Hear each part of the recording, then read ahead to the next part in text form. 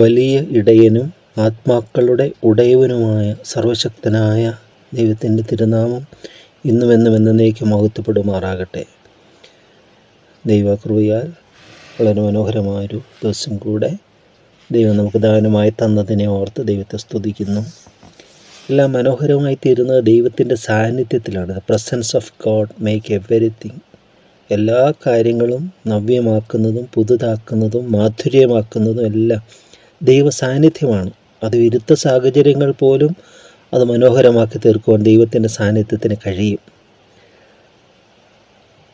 അത് വളരെ മനോഹരമാണ്. ഒരു പിതാവിൻ്റെ അല്ലെങ്കിൽ ഒരു കരുതുന്ന ഒരു വ്യക്തിയുടെ സാന്നിധ്യം ഏത് സാഹചര്യത്തിലും, ഒരു കൊച്ചുകുഞ്ഞ് യാത്ര പോകുമ്പോൾ അതിന് നേരിടുന്ന പ്രതിബന്ധങ്ങളെല്ലാം അതല്ല നേരിടുന്നത്. അതിനോടുകൂടിയുള്ള പിതാവോ മാതാവോ അവർ നേരിടുകയാണ് എല്ലാം എന്ന് പറഞ്ഞ പോലെ ദൈവം നമ്മോട് കൂടെ ഉള്ളപ്പോൾ എല്ലാം നേരിടുന്നതിന് നമ്മളെ പ്രാപ്തരാക്കുന്നു. നമ്മളെക്കൊണ്ട് അതിൽ കൂടെ കടത്തിവിടാനായിട്ട് നയിക്കുന്നതായ ഒരു ദൈവത്തിൻ്റെ സാന്നിധ്യം നമ്മൾ ഓരോ ദിവസവും നമുക്ക് ടേസ്റ്റ് ചെയ്യാനായിട്ട് സാധിക്കും. ക്രിസ്ത്യൻ ലൈഫ് അത് എക്സ്പീരിയൻസ് ആണ്, അനുഭവമാണ് ക്രിസ്തീയ ജീവിതം എന്ന് പറയുന്നത്. ഇതിനെയൊക്കെ ദ്യോതിപ്പിക്കുന്ന വളരെ മനോഹരമായൊരു സങ്കീർത്തനത്തിലേക്കാണ് നാം കടന്നു വരുന്നത്. 23-ാം സങ്കീർത്തനം. ബാല്യം മുതൽ തന്നെ നമ്മൾ പഠിക്കുകയും ഹൃദയസ്ഥമാക്കുകയും ധ്യാനിക്കുകയും ചെയ്യുന്നതായ ഒരു സങ്കീർത്തനമാണ്. എല്ലാവർക്കും ഒരു ക്രിസ്ത്യാനി നാമധേയമുള്ളവർ വ്യക്തിക്ക് പോലും ഈ ഒരു സങ്കീർത്തനം അറിയണം. അറിയാതിരിക്കുന്നത് അവൻ ക്രിസ്ത്യാനിയേ അല്ല എന്നുള്ളതാണ്. നാമധേയ ക്രിസ്ത്യാനി പോലും അല്ല എന്നുള്ളതാണ് അതിനെ കാണിക്കാൻ സാധിക്കുന്നത്. കാരണം അത്ര ഇതായിട്ട് ബാല്യത്തിലൊക്കെ നമ്മൾ വായിക്കാനും ഒക്കെ തിരഞ്ഞെടുക്കുന്ന ഏറ്റവും ചെറിയൊരു സങ്കീർത്തനം, പക്ഷേ അത് ഏറ്റവും മഹത്തായ ഒരു സങ്കീർത്തനമാണ്. ഈ സങ്കീർത്തനം രചിക്കുവാൻ കണ്ടെത്തിയ സമയം ഈ ക്രിസ്തീയ സാഹിത്യ ലോകത്തിലെ മഹത്തരമായൊരു ദിനമെന്നൊരു ഭക്തൻ പറഞ്ഞിട്ടുണ്ട്. എത്ര മനോഹരമായൊരു സങ്കീർത്തനം! അത് രചിച്ച ദിനം തന്നെ അനുഗ്രഹമാണെന്നാണ് അതിനെക്കുറിച്ച് പറയുന്നത്. ചെറുതാണ്, പക്ഷെ ചെറുതാണെങ്കിലും എല്ലാ സങ്കീർത്തനങ്ങളുടെയും, അതായത് രാപ്പാടിയെ പക്ഷികളിലെ പാട്ടുപാടുന്ന കഴിവുള്ള ഏറ്റവും നല്ല പക്ഷിയായി കരുതുന്നത് പോലെയൊക്കെ അങ്ങനെ സവിശേഷത കൊടുക്കുന്നുണ്ട് അതിന്. സങ്കീർത്തനങ്ങളിലെ മുത്താണ് 23-ാം സങ്കീർത്തനം എന്നൊക്കെ പറയുന്നുണ്ട്. സങ്കീർത്തനങ്ങളുടെ സങ്കീർത്തനം എന്ന് പറയുന്നു.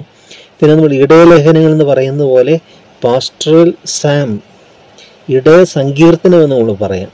ഒരു ഡിവൈൻ ഷെപ്പേർഡ്, ഒരു നല്ല ഇടയൻ, സ്വർഗീയ ഇടയൻ്റെ സങ്കീർത്തനം.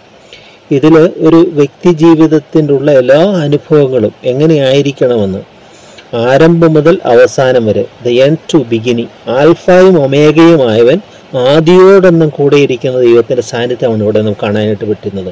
ഈ സങ്കീർത്തനത്തിൽ ഒരു നല്ല ഫുൾഫില്ലിങ്, എല്ലാ പരിപൂർണതയാണ്. ആയിരുന്നെങ്കിൽ, എന്നാലോ, പക്ഷേ, ഇങ്ങനെ വാക്കുകളൊന്നും അതിലില്ല എന്നാണ് പറയുന്നത്. ഈ ഇടയനായിരുന്നെങ്കിൽ എന്നൊന്നും അങ്ങനെയില്ല.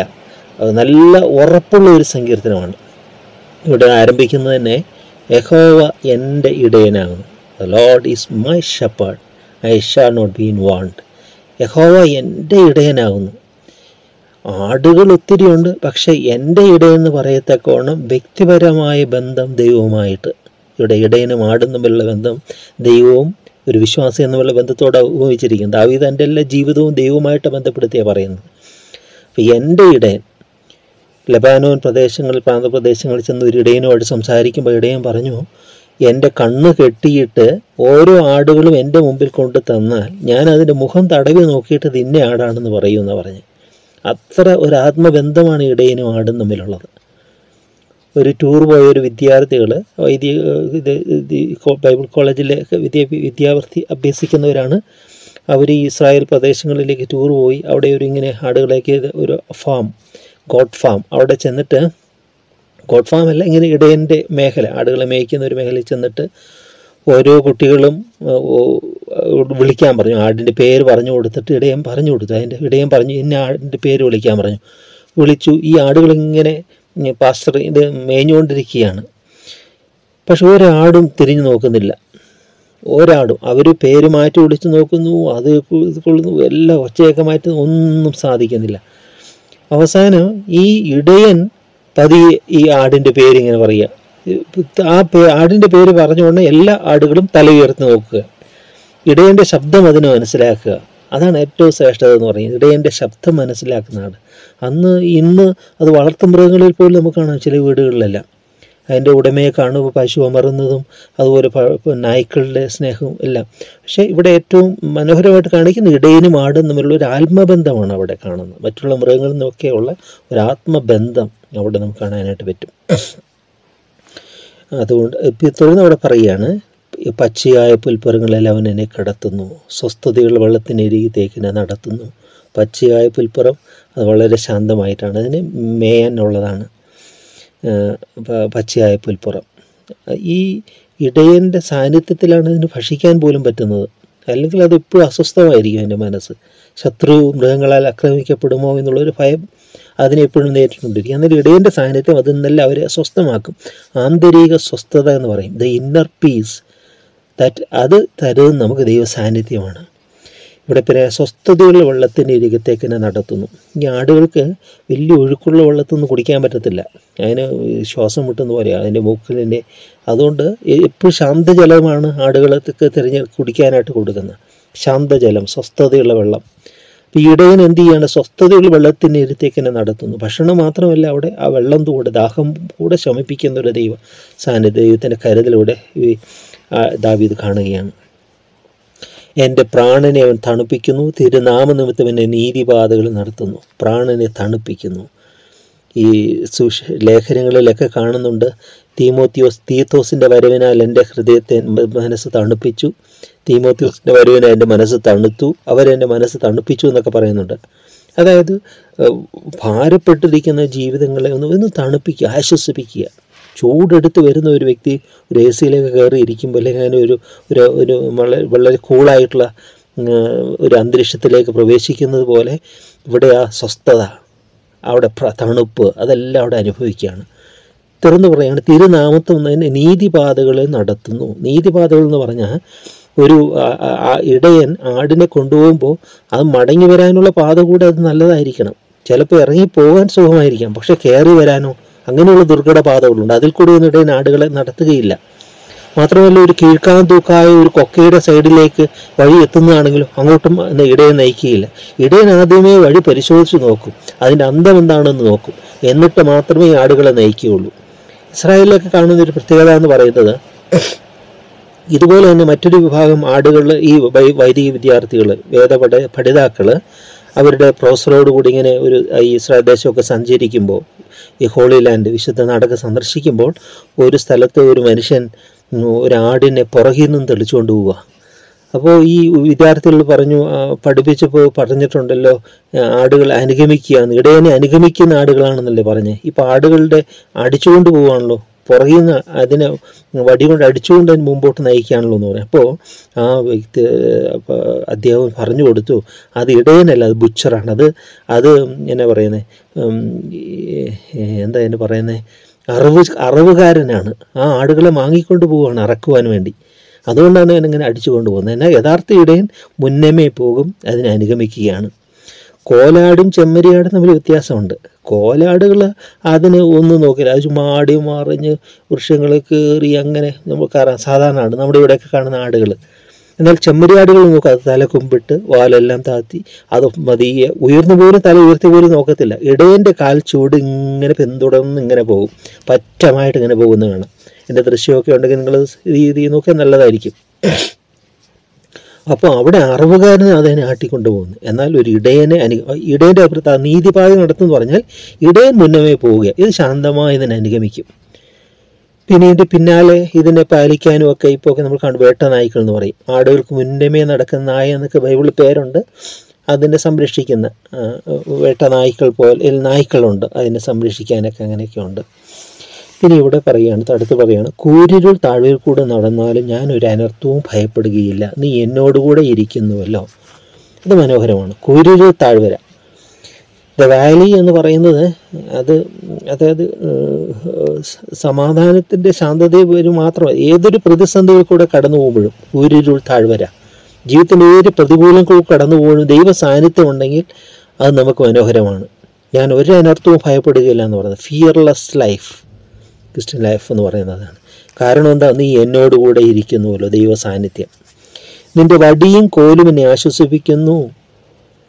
അവിടെ പറയാം നിന്റെ വടിയും കോലും. വടി എന്ന് പറയുന്നത് കോല് ഇടയൻ്റെ ഷെപ്പേർഡ്സ് സ്റ്റഫ് ഇത് പറയും, ഷെപ്പേർഡ് റോഡ്, അതായത് ഇടയൻ്റെ കോല്. പിന്നെ വടി എന്ന് പറയുന്നത് ശിക്ഷിക്കാനുള്ളതാണ്. അത് മറ്റു മൃഗങ്ങളെ ആക്രമിക്കാൻ വരുന്ന മൃഗങ്ങളെ ഓടിക്കാനും കൂടിയാണ്. ഒരു വടി അതിൻ്റെ അറ്റത്ത് തടിച്ചുരുണ്ടിരിക്കും, അതിനകത്ത് കമ്പിയെല്ലാം കെട്ടിയിരിക്കും, ലാത്തി പോലെ ഒരു വടി, അതാണ് വടി എന്ന് പറയുന്നത്. അത് ആടുകളെയും ശിക്ഷിക്കും, മാത്രമല്ല ഈ ആക്രമിക്കാൻ വരുന്ന ഈ ജന്തുക്കളെയെല്ലാം ഓടിക്കാനും ഇതിനെ സഹായിക്കും. ഈ നീതിപാതകൾ നടത്തുന്നു പറയുമ്പോൾ ഇടയൻ എന്ത് ചെയ്യുന്നറിയാമോ?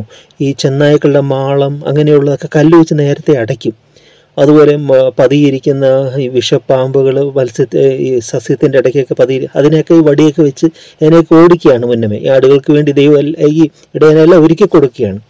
അപ്പോൾ ഇവിടെ വടിയും കോലും എന്ന് പറയുന്നത്, കോലെന്ന് പറയുന്നത് ഒരു വളഞ്ഞ ഒരു ഇതാണ്, ഷെപ്പേർഡ് സ്റ്റിക്ക് റോഡ് എന്നൊക്കെ പറയാം. അത് ഈ വളഞ്ഞ്, കാരണം അത് ഈ എവിടെയെങ്കിലും കുഴിയിലൊക്കെ വീണുപോയി ആടിനെ തൂക്കിയെടുക്കും. മാത്രമല്ല ചില ഭക്ഷ്യ ഇതൊക്കെ സസ്യങ്ങളെല്ലാം അതിനെ വലിച്ചുവിട്ട് കൊടുക്കുവാനും ഈ വളഞ്ഞ വടി സഹായിക്കും. അതുകൊണ്ട് രണ്ടും അതിന് ആശ്വാസമാണ്. വടിയും കോലും അത് ആശ്വാസമാണ്. ഇടയൻ്റെ കയ്യിലെ വടി തന്നെ ശിക്ഷിക്കാനുള്ളതാണെന്നുള്ളതിനേക്കാൾ ചിന്ത അതിനെ ഭരിക്കുന്നത് വരുന്ന എൻ്റെ ശത്രുവിനെ നേരിടാനുള്ള കോലാണ്, വടിയാണതെന്നാണ്. ആ കോല് എനിക്ക് ഭക്ഷണവും എന്നെ ആശ്വസിപ്പിക്കാൻ രക്ഷിക്കാനുള്ള വഴി. അപ്പോൾ അത് ആശ്വാസമാണ്. അതൊരിക്കലും അതുകൊണ്ട് ശിക്ഷ എന്ന് പറയുന്നത്, ശിക്ഷണത്തെ ഭയപ്പെടുന്നത് യോഗ്യമല്ല. ശിക്ഷിക്കുന്നത് സ്നേഹത്തിൻ്റെ ഒരു പ്രതിഫലനമാണ്. ഇന്ന് ശിക്ഷിക്കാത്തൊരു ദൈവത്തെക്കുറിച്ചൊക്കെയാണ് എല്ലാവരും, ദൈവം അങ്ങനെ ദൈവമാണ് ശിക്ഷിക്കാവോ, ദൈവ സ്നേഹമല്ലേ? അപ്പോൾ സ്നേഹത്തിൻ്റെ മാത്രം ഒരു കാണും. സ്നേഹത്തിൻ്റെ മറ്റൊരു ഭാഗമുണ്ട്, അത് ശിക്ഷണവും ശാസനയും കൂടി ചേർന്നതാണ്. ഇവിടെ പറയാണ്, തുടർന്ന് ഇവിടെ പറയാം, എൻ്റെ ശത്രുക്കൾ കാണുക നീ എനിക്ക് വിരുന്നൊരുക്കുന്നു, എൻ്റെ തലയെ എണ്ണ കൊണ്ട് അഭിഷേകം ചെയ്യുന്നു. ശത്രുക്കൾ കാണുക വിരുന്നൊരുക്കുന്ന ഒരു ദൈവം. അത് നമുക്ക് ഡ്രീം അത് ഒന്ന് ചിന്തിച്ച് നോക്കുക, എത്ര മനോഹരമാണ്. ശത്രുക്കൾക്ക് മുമ്പാകെ വിരുന്നൊരുക്കുന്ന ഏത് ദാനിയേലൊക്കെ കണ്ടില്ലേ സിംഹക്കുഴിയിൽ, എത്ര മനോഹരമായിട്ടതാണ്. അതുപോലെ ഏത് വിരുദ്ധ സാഹചര്യം നമുക്ക് വിരുന്നൊരുക്കുന്ന ഒരു ദൈവം. ശത്രുക്കളൊക്കെ ഈ ഹിംസ മൃഗങ്ങളൊക്കെ ഉള്ളതിൻ്റെ നടുവിലാണ് ഈ ആടുകൾ ശാന്തമായി ഇങ്ങനെ മേയുന്നത്. അത് വിരുന്നൊരുക്കുന്ന ഒരു ദൈവമാണ്, ഒരു ബാങ്ക്വറ്റ്. ശത്രുക്കൾക്ക് അങ്ങനെ എനിക്ക് വിരുന്നൊരുക്കുന്നു, എൻ്റെ തലയെണ്ണ കൊണ്ട് അഭിഷേകം ചെയ്യുന്നു, എൻ്റെ പാനപാത്രം നിറഞ്ഞു കവിയുന്നു. എൻ്റെ തലയെ എണ്ണ കൊണ്ട് അഭിഷേകം ചെയ്യുന്നു. ഇവിടെ ആടിന് വേണ്ടി ഇതെല്ലാം ഇടയും കരുതിയിരിക്കും. ഈ ഇടയ സഞ്ചിക്കകത്ത് മുതിര കാണും, പിന്നെ പഞ്ഞിക്കുരുവും കാണും. ഇത് രണ്ടും അത് ഇടയും കരുതി വെച്ചിരിക്കും. അപ്പോൾ ക്ഷീണിച്ചു പോകുന്ന ബലഹീനമായ ആടിനൊക്കെ ഇത് ഇടയ്ക്ക് അതിനെ അനുവദിക്കും ഇത് ഭക്ഷിക്കാനായിട്ട്. അതിനെ എടുത്ത് കയ്യിലെടുത്ത് കൊടുക്കുകയോ അതിൻ്റെ ബാഗ് തുറന്ന് അതിനകത്ത് നിന്ന് ഭക്ഷിക്കാൻ അനുവദിക്കുകയൊക്കെ ചെയ്യും. അതുപോലെ ഈ ഒലിവെണ്ണ കാണും, ദേവദാരു തൈലം കാണും. ഒടുവ് പറ്റുകയോ മുറിവ് പറ്റുകയൊക്കെ ചെയ്യുമ്പോൾ ഇത് അതിൻ്റെ മേൽ തടവി അതിന് സൗഖ്യം കൊടുക്കുക ഇടയൻ. അതിൻ്റെ വേദനയ്ക്ക് ശമനത്തിന് എല്ലാം മുറിവ് വെച്ച് കെട്ടുന്നുമൊക്കെ. യെഹെസ്കേലിൻ്റെ ഒരു പ്രവചന പുസ്തകങ്ങളൊക്കെ ഇടയനെ കുറിച്ചുള്ള ഒരു വലിയൊരു അധ്യായങ്ങൾ തന്നെയുണ്ട്. ഇടയൻ എങ്ങനെയാണ് നോക്കുന്നത്, കള്ള ഇടയന്മാരെങ്ങനെയാണ് അതിനെ സൂക്ഷിക്കാതിരിക്കുന്നതൊക്കെ പ്രതിപാദ്യ വിഷയമുണ്ട്. നമുക്കതിലേക്കൊന്നും പോകാൻ സമയമില്ലല്ലോ. ഇവിടെ നമ്മൾ കാണുകയാണ്, എൻ്റെ തലയെണ്ണ കൊണ്ട് അഭിഷേകം ചെയ്യുന്നു, എൻ്റെ പാനപാത്രം നിറഞ്ഞു കവിയുന്നു, നന്മയും കരുണയും എൻ്റെ ആയുഷ്കാലമൊക്കെയും എന്നെ പിന്തുടരും, ഞാൻ യഹോവയുടെ ആലയത്തിൽ ദീർഘകാലം വസിക്കും. ഇവിടെ നന്മയും കരുണയും എന്നെ അനുഗമിക്കുമെന്നാണ് പറയുന്നത്, ഞാൻ അതിൻ്റെ പിന്നാലെ പോകുന്നില്ല. നന്മയും കരുണയും അനുഗ്രഹങ്ങളും ഒക്കെ നമ്മൾ ദൈവത്തെ അനുഗമിക്കുമ്പോൾ നമ്മുടെ ആവശ്യങ്ങളിലെല്ലാം ദൈവം ഇത് നമ്മളെ അനുഗമിക്കുകയാണ്. ഇന്ന് അനേകര് മുമ്പ് ചിന്തിപ്പിച്ചിട്ടുള്ള പോലെ തന്നെ പലതിൻ്റെയും പിന്നാലെ പോവുക, എന്നിട്ട് അതിലൊക്കെ നിരാശയാണ് ഫലം. എന്നാൽ ദൈവത്തെ അനുഗമിക്കുമ്പോൾ നമുക്ക് ലഭിക്കുന്ന ശാന്തതയും സമാധാനവും സന്തോഷവും എല്ലാം. ഞാൻ യഹോവയുടെ ആലയത്തിൽ ദീർഘകാലം വസിക്കും. എറ്റേണൽ ലൈഫാണ് കാണിക്കുന്നത്. ദൈവത്തിൻ്റെ ആലയത്തിൽ ഇറ്റേണൽ ലൈഫ്, ദീർഘകാലം. അതാണ് ദൈവം നമുക്ക് തരുന്ന ഏറ്റവും വലിയ വാഗ്ദത്തം, നിത്യജീവൻ തന്നെ.